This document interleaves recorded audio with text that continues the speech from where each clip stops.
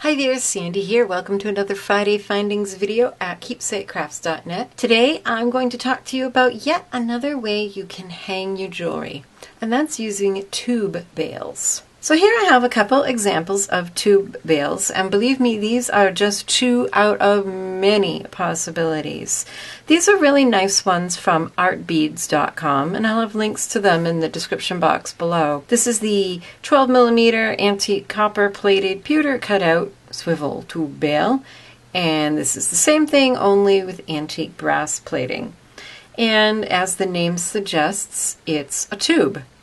These are very nice in that they have the swivel on them, and they're very decorative. Tube bails are a great way of adding just a bit of decoration to a piece of jewelry. And the way they work is that this loop connects to your pendant, and then your cording can go through the tube. And so you can use heavier cording, and of course these come in all sorts of diameters of tube, and then also the width of tube. They come curved. Up on the screen I have a few screenshots of different tube bails that you can find out there. There are very plain ones, there's very decorative ones, there's really long ones, short ones. You can find them to suit really any piece of jewelry that you may want to make. The tube bail really adds some interest and enhances your pieces. So we can purchase them, but you can also make your own tube bails. Here's one that I made just out of a strip of 24 gauge copper sheet metal. I just used metal shears to cut the strip, and here's another one. You can see this one's going to be wider. And then I used a brass hammer to flatten it on a bench block. And then also it's a good idea to file the edges smooth. And then this is really simple to make. And here's a pair of, this is the best tool for the job, and this is a pair of bail making pliers. You can do it with round nose pliers, but they're tapered. And since these aren't, you're going to definitely get a nice even curl. And all you do is put your metal in the pliers, get a grip on it, and just start to twist. Reposition and continue and keep going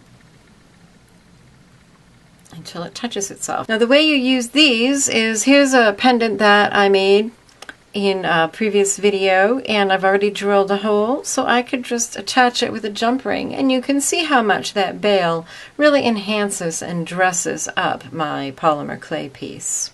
To use these copper ones, or you can use sterling silver sheet metal or anything you have, you just need to glue them in place. So you want to scuff up both surfaces to be glued, use some strong glue like E6000, and then just go ahead and glue it on the back.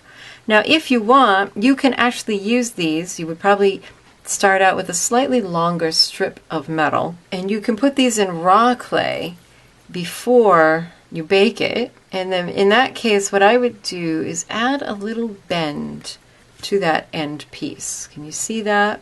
And maybe even make it kind of wavy or kink it a little bit so that when you put this into the raw clay, once it's cured around that shape, and then it won't pull out easily. You can also make tube bails out of wire. And the how-to on that really is a video for another day, but I'll just show you a pendant that I made here. I made this in a class on CraftArt.edu. I'll have the link in the blog post. But I wanted some interesting kind of bail for this, and this is just wire that's been wrapped around a mandrel, and then when I got to the center I added another mandrel, wrapped some more, and then when that was long enough, took that one out and continued on as I started. And so that's a tube bail. So as you can see, there's a wide variety of ways out there to hang your custom-made jewelry pendants to enhance them and really show just how special they are. If you're interested in the links and the supplies I discussed, there's a link in the upper right and in the description box to go to the blog post.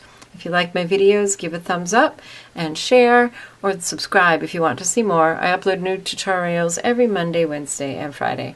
And if you've benefited from my videos, consider becoming a patron. You can support this channel with $1 a month or whatever you can afford. See my Patreon page for details. Happy creating. Bye-bye.